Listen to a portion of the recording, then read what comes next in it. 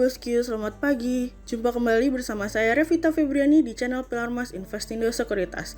Touch your heart, touch your profit. Seperti biasa, hari ini Rabu 9 Februari 2022, saya akan membacakan market review kita dengan episode kemesraan. So, jangan kemana-mana bosku, tetap di channel Pilar Mas Investindo Sekuritas. Touch your heart, touch your profit. Pionir Sekuritas Channel di Indonesia.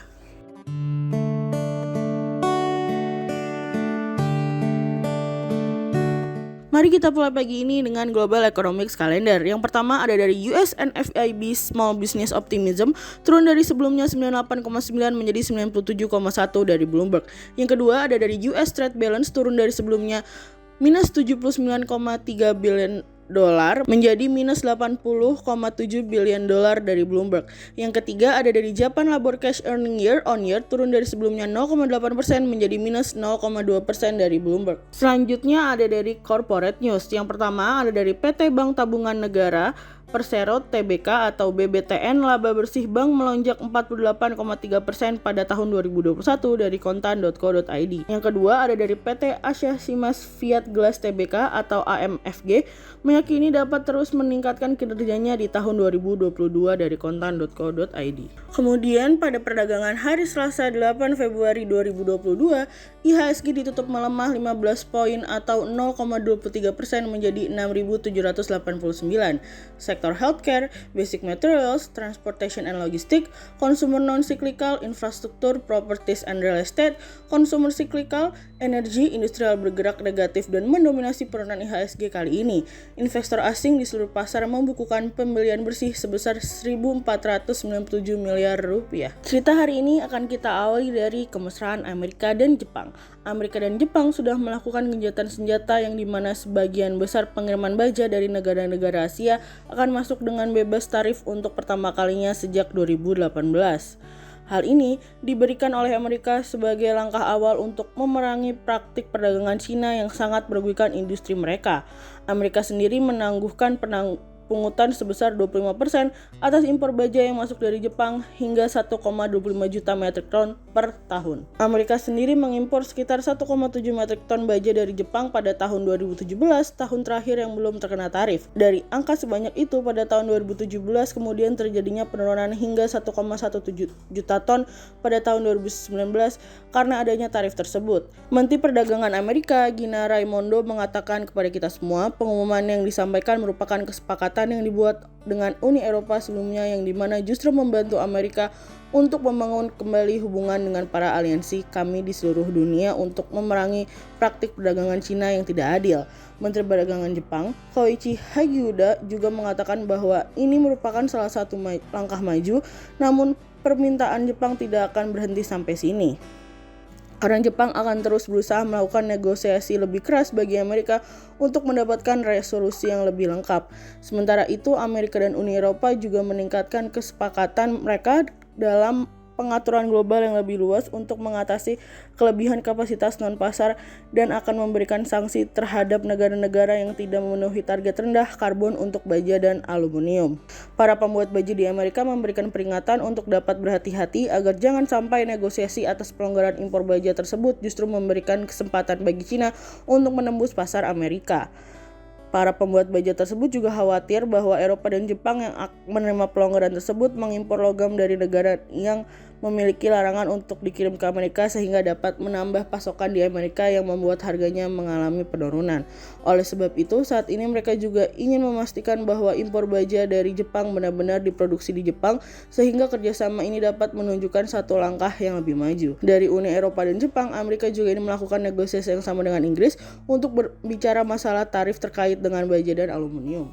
Tekanan versus harapan. Pelaksanaan PPKM level 3 tentu menjadi perhatian dari pelaku pasar kali ini.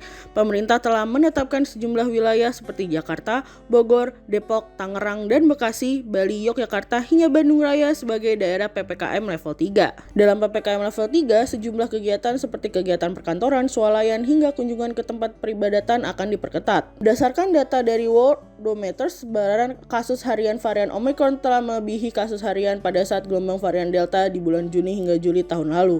Sementara Menteri Kesehatan Budi Gunadi Sadikin mengatakan kasus konfirmasi harian di Jakarta, Banten, dan Bali saat ini sudah melebihi kasus harian pada saat ketiga wilayah tersebut tengah berada pada gelombang penularan Delta. Kami melihat salah satu poin terpenting dalam penanganan pandemik adalah infrastruktur kesehatan dan juga tenaga kesehatan yang memadai.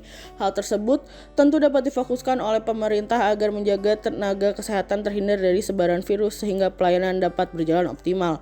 Peningkatan jumlah pasien tanpa gejala dan mereka yang memiliki gejala ringan yang menerima perawatan di rumah sakit akan meningkatkan resiko petugas kesehatan tertular virus atau menjadi kelelahan. Sejauh ini, pasar masih mampu mentoleransi kenaikan angka COVID sehingga peluang penguatan IHSG masih terjaga.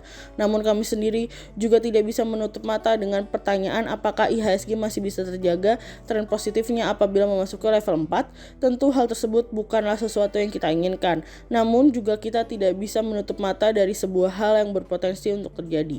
Sejauh ini data perekonomian Indonesia masih mampu menopang IHSG untuk bermain di area penguatan sekalipun ada sentimen negatif. Sehingga berdasarkan analisa teknikal kami melihat saat ini IHSG memiliki peluang bergerak melemah terbatas dan ditradingkan pada level 6.730 hingga 6.832.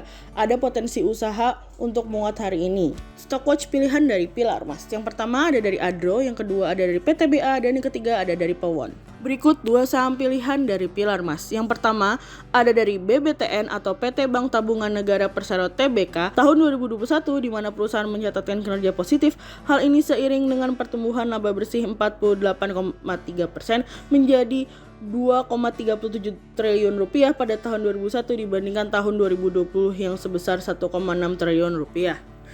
Sehingga berdasarkan technical analisa pada tren dalam jangka waktu short term berpotensi untuk bearish dengan target 1550 dan probabilitas sebesar 47%. Dan pada tren dalam jangka waktu long term berpotensi untuk bullish dengan target 2200 dan probabilitas sebesar 55%. Yang kedua ada dari SMRA atau PT Summarecon Agung Tbk, targetkan sales 5 triliun rupiah pada tahun 2022. Sehingga berdasarkan technical analisa pada tren dalam jangka waktu short term berpotensi untuk bearish dengan target 670 dan probabilitas sebesar 68%. 40 saham pilihan dari Pilar Mas.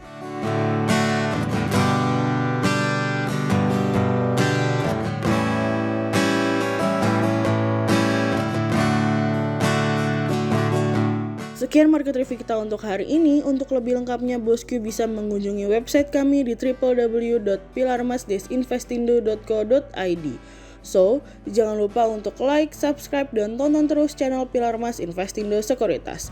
Touch your heart, touch your profit. Pionir Sekuritas Channel di Indonesia.